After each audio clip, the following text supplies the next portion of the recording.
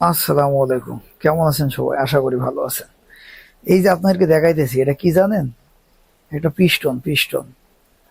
তো এই রিং পিস্টনটা এমন ভাবে ভাঙছে যে এটা 10 থেকে 12টা টুকরা আমি খুঁজে পেয়েছি। তাইলে কি প্রেসারে আর কোন স্টাইলে ভাঙছে? এরে 10 থেকে 12টা টুকরায় কনভার্ট হয়ে গেছে। তাহলে চিন্তা করেন, আসলে এগুলো হচ্ছে ইঞ্জিন, শক্তির কাজ না। তো এগুলো তো আমরা ভুলে যাই, এই জন্যই এমন হয়। তো আমি আমার কাজের পাশাপাশি, ঢালাইয়ের কাজের পাশাপাশি আমার যে প্রয়োজনীয় যন্ত্রাংশ, যেমন মেশিন, পকার ভাইব্রেটর, আরো প্রয়োজনীয় সবকিছুই নিজেই মেরামত করি। তো এই হচ্ছে আজকের আমার মেরামত কাজের যে একটা অংশ, পার্ট। এই মেশিনের পিস্টন ফিটিং করা, এবং কি এর যে ক্রাঙ্কশ্যাফট, ইঞ্জিনের যে সব থেকে গুরুত্বপূর্ণ অংশ ক্রাঙ্কশ্যাফট, অর্থাৎ যেটা শক্তি কনভার্ট হয়, এটা সেটিং করা। তো আপনাদেরকে দেখাই যে এই ক্রাঙ্কশ্যাফট সেটিং করার যে সব থেকে মূল মন্ত্র, প্রধান বিষয়গুলো কি কি। এই যে দেখেন, এটাকে বলে টাইমিং। এই টাইমিংটারে সঠিক জায়গায় রাখতে হবে। তো ইঞ্জিনের যে মেন বডি, সেখানেও একটা পয়েন্ট আছে। তো এইটা দুইটা অবশ্যই মিল থাকতে হবে। ক্রাঙ্কশ্যাফটের যে টাইমিং, এটা যদি বিন্দুমাত্র 19-20 হয়, মেশিন স্টার্ট হবে না। কারণ কি? কারণ আমরা জানি যে রবিন ইঞ্জিনের বা পেট্রোল ইঞ্জিনের, পেট্রোল ইঞ্জিনে আমাদের যে ফায়ার বা স্পার্ক তৈরি করে কিসে? ম্যাগনেটিক কয়েলে, যেটাকে বলে ইগনিশন কয়েল। তো এই ইগনিশন কয়েলের সাথে যে পরিমাপ, সেটা হচ্ছে এই টাইমিং এ।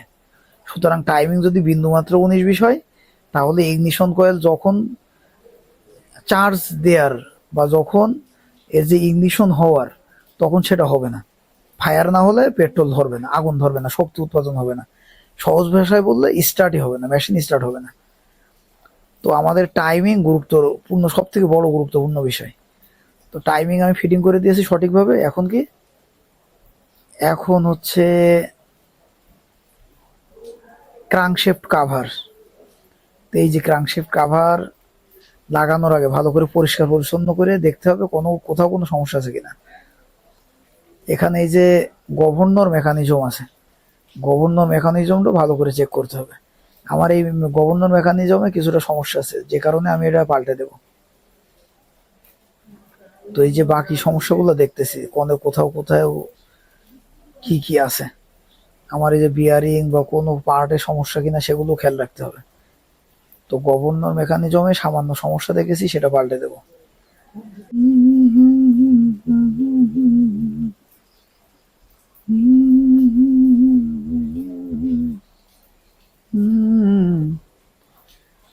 লা লা লা লা লা লা লা।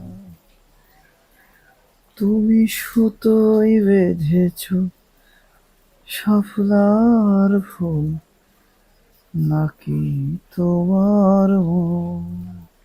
ক্রাঙ্কশ্যাফট কাভারের আগে এই গ্যাসকেটটা গুরুত্বপূর্ণ। গ্যাসকেটে যেন কোনোভাবে ময়লা না থাকে, ধুলা বালি না থাকে, সেটা নিশ্চিত করতে হবে। তারপরে ক্রাঙ্কশ্যাফট কাভারটা ওখানে বসাতে হবে। তবে ক্রাঙ্কশ্যাফট কাভার বসানোর আগে আমাদের অনেক বিষয় খেয়াল রাখতে হবে।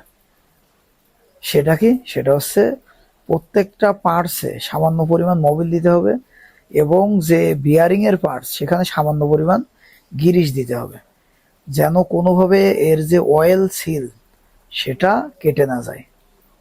তো এই যে আমি আমার প্রয়োজনীয় পার্টগুলোতে মোবিল দিয়ে দিতেছি, যেন একটা পার্ট আর একটা পার্টের সাথে ঘর্ষণের কারণে ফেটে না যায় বা কোনো পার্ট ক্ষতিগ্রস্ত না হয়।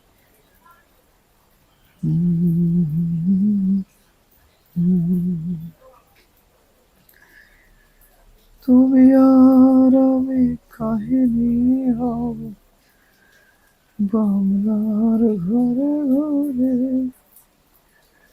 মিলনে বিরহে পাশাপাশি রব।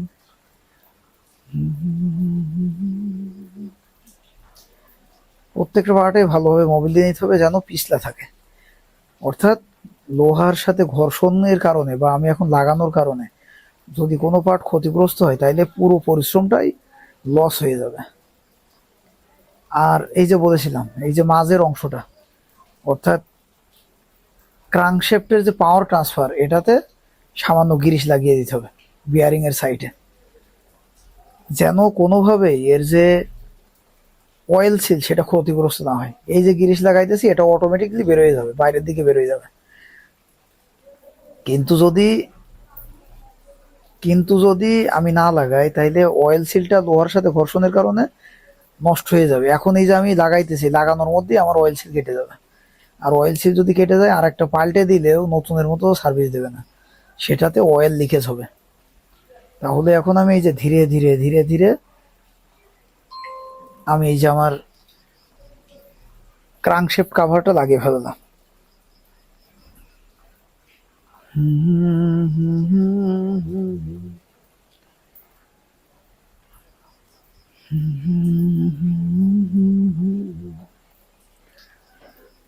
তুমি সুতোই বেঁধেছ স্বপ্নার ফুল, নাকি তোমার মন? তুমি সুতোই বেঁধেছ স্বপ্নার ফুল, নাকি তোমার মন? আমি জীবন বেঁধেছি, মরণ বেঁধেছি, ভালোবেসে।